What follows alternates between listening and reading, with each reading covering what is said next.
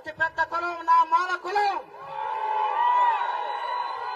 నా మాల కులానికి సంబంధించిన మరి ఈ కులం ఎంతటి పోరాటానికైనా సిద్ధంగా ఉంది అని చెప్పి తెలియజేస్తున్నారు. ప్రభుత్వం ఎన్ని అవరోధాలు సృష్టించినా, ఎన్ని అడ్డంకులు సృష్టించినా, ఎన్ని చికాకులు పెట్టినా గాని ఈ సభకు వచ్చినటువంటి జనాలను చూసి వాళ్ళు నిర్ఘాంతపోతున్నారు. ఇది మామూలు సభ కాదు, ఇది చాలా చరిత్రాత్మకమైన సభగా నేను వర్తిస్తున్నాను. కాబట్టి సహోదరులారా, మనం మరో పోరాటానికి సిద్ధం కండి. ఇది మన యొక్క పోరాటాన్ని ఇంతటితో కాదు, ఇది ప్రారంభం మాత్రమే. ఇది ఆరంభం కాదు, ఇది అంతం కాదు, ఇది ఆరంభం. ఇంకా చాలా ఉద్యమాలు చేయాల్సినటువంటి అవసరం ఉంది. కాబట్టి మనమంతా నడువు కట్టుకోవాలి, మనమంతా పోరాడాలి. ఈ యొక్క రిజర్వేషన్ వర్గీకరణ విధానానికి స్వస్తి పలకాలి. దానికి న్యాయ పోరాటం చేయాలి, ప్రజా పోరాటం చేయాలి. అన్ని విధాలుగా సిద్ధపడి ఉండాలి. మన భావి తరాలకి ఫలాలు అందే విధంగా అంబేద్కర్ గారు లిఖించినటువంటి ఐక్యత నినాదాన్ని మనం ముందుకు తీసుకుని వెళ్ళాలి. మన పివి రావు గారు ఈ వర్గీకరణ పోరాటంలో మరి ఆహుతైపోయారు. పివి రావు గారు ఆహుతైపోయారు. మరి అలాంటి మహనీయుడి యొక్క మరి వరుసలో మనమంతా కూడా మరో పివి రావు మరి ఉద్యమాన్ని సృష్టించాలి. సిద్ధంగా ఉండండి. మేమంతా మీ అంతా ఉన్నాం, మేము వెంటే ఉన్నాం. ధైర్యంగా ఉండండి. మరి ఆ రకమైనటువంటి క్రీమీ లేయర్ విధానానికి స్వస్తి చెప్పాలని ప్రభుత్వాన్ని డిమాండ్ చేస్తున్నాం. ఇంకొకటి, ఆర్ఆర్ మిశ్రా కమిషన్ వేసింది ప్రభుత్వం. ఆర్ఆర్ మిశ్రా యొక్క విధి విధానాల్లో పాత డేటా ప్రకారంగా చేయమని చెప్తుంది. పాత డేటా చెల్లదు, పాత డేటాని ఒప్పుకోము. కొత్త డేటా తీయండి, కులగణన చెయ్యండి.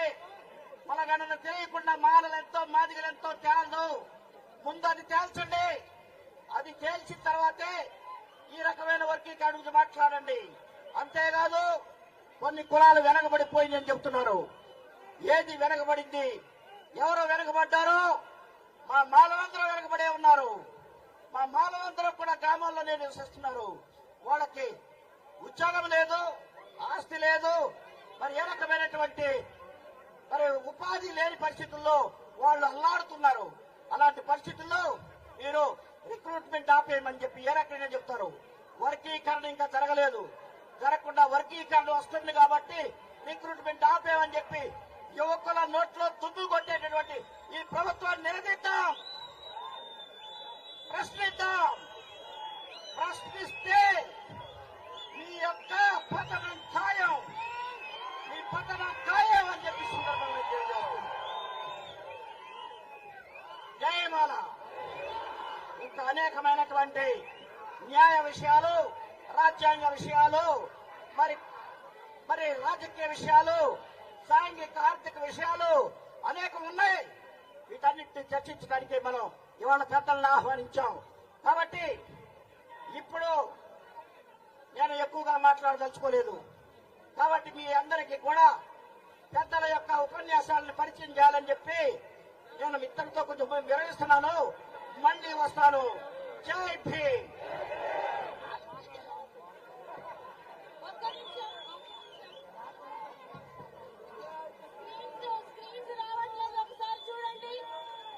డిపార్ట్మెంట్ వాళ్ళు స్క్రీన్ రావట్లేదు. అదేవిధంగా పోలీస్ డిపార్ట్మెంట్ వాళ్ళు దయచేసి అందరినీ పంపించండి. బయట లక్షలాది మంది సోదరులు ఉన్నారు, మీరు ఆపేస్తున్నారని ప్రతి ఒక్కరికి తెలియజేస్తున్నారు. డిఎస్పీ గారికి విజ్ఞప్తి చేస్తున్నాం. బస్సులు ఆపొద్దు, మరి వచ్చి సభకు వచ్చే వాళ్ళని ఆపొద్దు. వాళ్ళు వెంటనే మరి వాళ్ళకి మరి ప్రవేశం ఇవ్వండి. వాళ్ళు తొందరగా ఇక్కడ వచ్చేటట్టు చేయండి. బైకులన్నింటినీ ఆపేశారంట, వాటన్నింటినీ వెళ్ళనివ్వండి. అయ్యా పోలీసు వారు, అందరికీ విజ్ఞప్తి చేస్తున్నాం. 2 కిలోమీటర్ల అవతల వెహికల్స్ ఆపేశారంట. మీరందరూ అలా వదిలిపెట్టండి. ఈ సభను చూసి మీకు ఏమైనా భయం వేస్తుందా?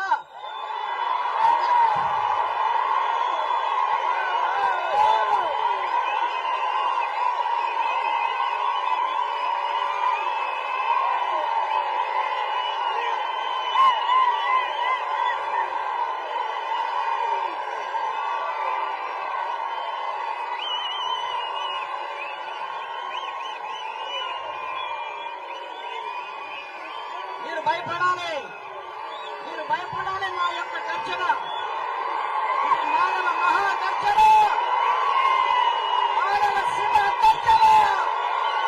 మిమ్మల్ని భయపెడతా, మా యొక్క రాజ్యాంగాన్ని కాపాడుకుంటాం. మా రాజ్యాంగాన్ని మరి పగలగా చూస్తాం. ఇంకా 3 కిలోమీటర్ల వరకు మా జనాన్ని మీరు ఆపేస్తారా? ఈ సభ మీరు ఎన్ని అడ్డంకులు సృష్టించినా ఇంతకంటే 2-3 అంతులు పైకి ఉన్నారు, వాళ్ళందరూ తీసుకురండి. ఆ ప్రతాపం యొక్క చూతులు కంటే